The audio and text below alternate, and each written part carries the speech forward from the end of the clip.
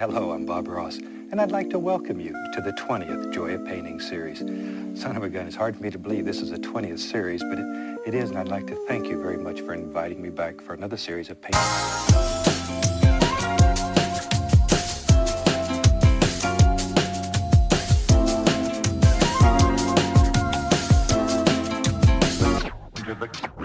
Hello and welcome to another episode of Hardcore Minecraft. In the last episode, we built some stuff, a villager setup, and built them a nice little house. And we got mending books, but I have no efficient way of even getting any XP, even use mending. On this episode, we're gonna build an XP farm, which obviously includes a build around it. I plan on sprucing up my base a little bit. I haven't given much effort to detailing everything. Plan on doing a lot of decorating in this episode. First things first, I need kelp to make my XP farm for water elevators.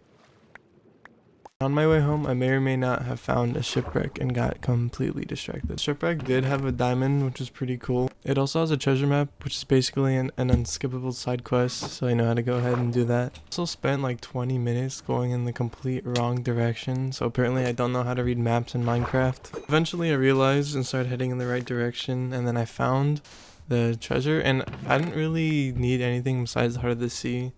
I mean, what else are treasure chests even good for besides maybe diamonds? Enough side quests and getting distracted. It's time for me to build the XP farm, and I have the coordinates for it, so I go over it and I just start digging straight down, which is obviously a great idea. Digging straight down in Minecraft hardcore, what can possibly go wrong? Apparently nothing, because I land right where I needed to land and I start preparing the whole thing so I can start gaining some XP. I also found 3 discs, which is pretty cool. I didn't expect to find 3, so that's pretty cool. Even though 2 of them were duplicates, but it's whatever, it's still 3 discs. And I may or may not have needed to use a tutorial for building an XP farm for like the 50th time. Listen, I spent all my skill points on building. I don't have enough brain memory to remember how to do these simple things. But after figuring out what I needed to do, I go ahead and start constructing the thing.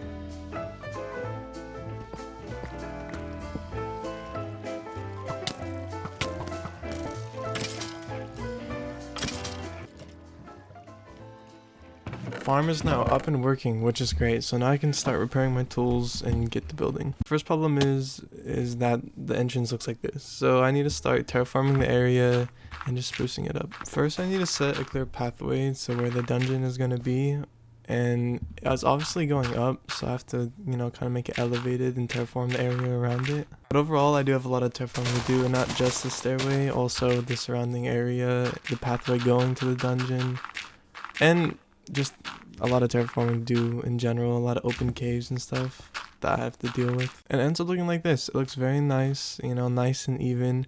And instead of just like having the dirt come up to the side of the pathway, I'm gonna have like little buffs using tuff and mossy cobble to kind of like just make it feel like it's holding the pathway up. And it ended up looking like basically exactly what I wanted to, and it looks very nice and blends in with the surrounding terrain very well.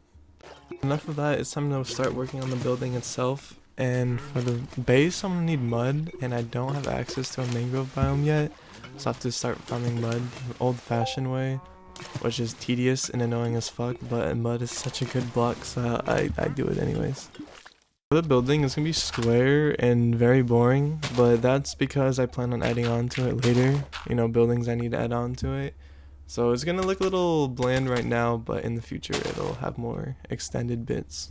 And what I plan on doing is a black to gray gradient. It doesn't take like that many unique resources, and it's very simple to make, so I chose that for this. And it gives the nice, dark dungeony feel that I'm going for. For an example, I head into my creative test world to kind of show you what I'm trying to go for, and it's a very nice gradient. It's obviously not the best because I have limited access to blocks because it's still early game, but that doesn't really matter. I'll still make do. I head back into my survival world and I start setting up the concrete for me to farm. But after gathering more resources, it's time for me to get back to the build.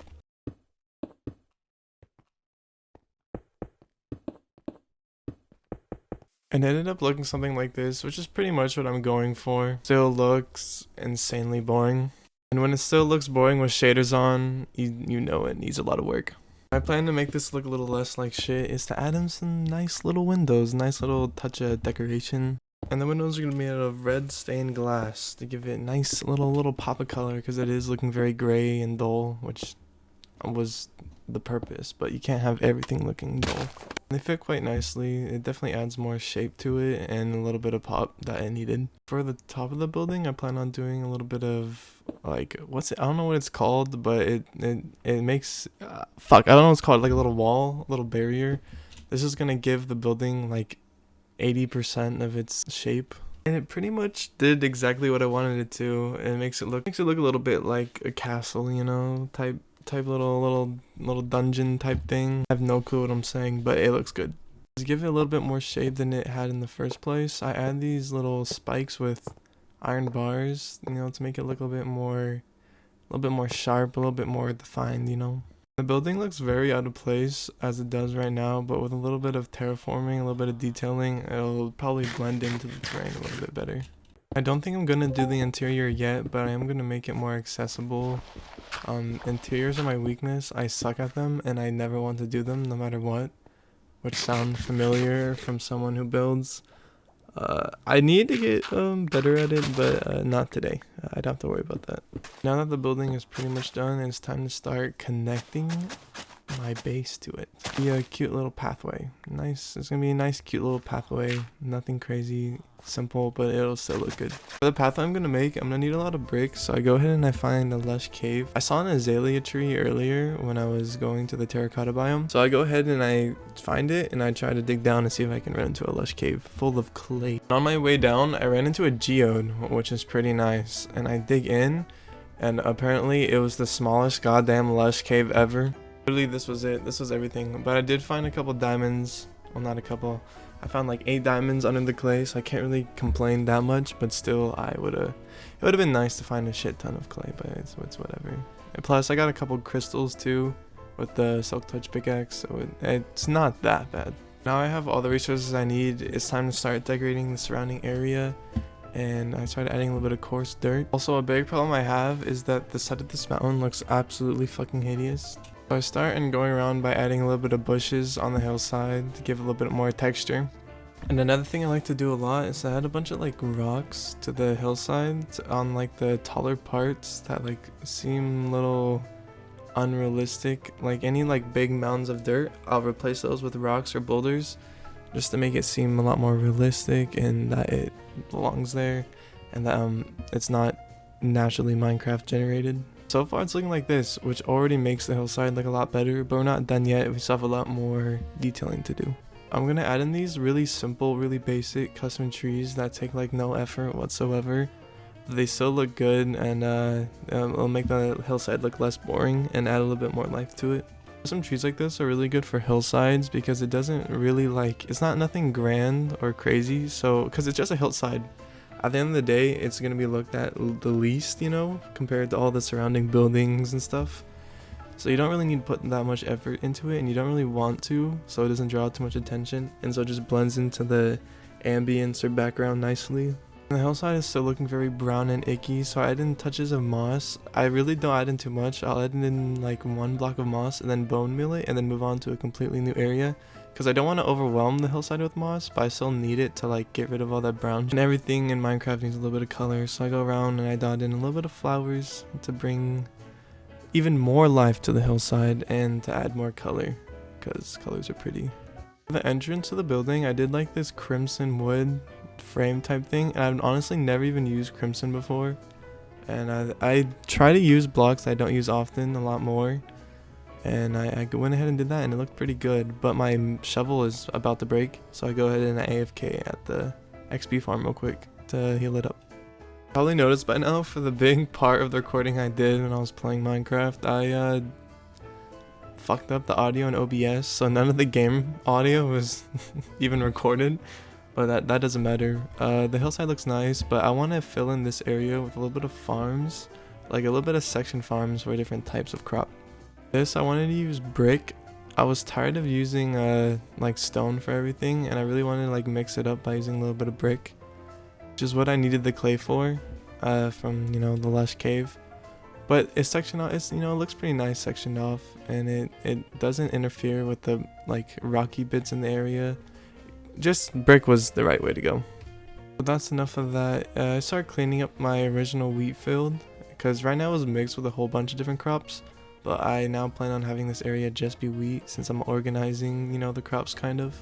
Now that that's filled up with wheat, I plan on making carrots in this next little section down here.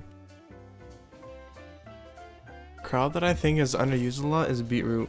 I know it's not very useful when it comes to like, you know, eating or anything. Actually it's useful for red dye, but I mean, I don't know when you're gonna need that much red dye. But it's very like, it's one of the best looking crops in my opinion. I think wheat obviously looks the best 'cause it has the most texture, but beetroot does have a nice color to it, and I think it's I think it needs more appreciation as a crop. This is how it looks so far with shaders on and that night.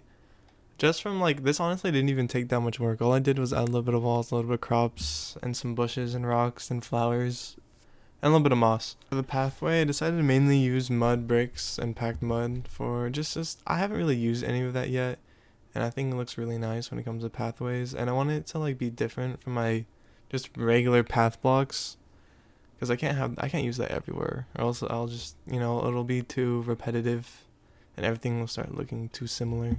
That's pretty much it. I think I can end the episode here. I didn't really do that much, but I did do things that are productive and that were necessary. I also run a SMP that I've been working on, so I've been spending a lot of time on there, and I'm thinking about making videos on there. We'll see, but I think that'll be it. Thank you for watching, and I'll see you in the next episode.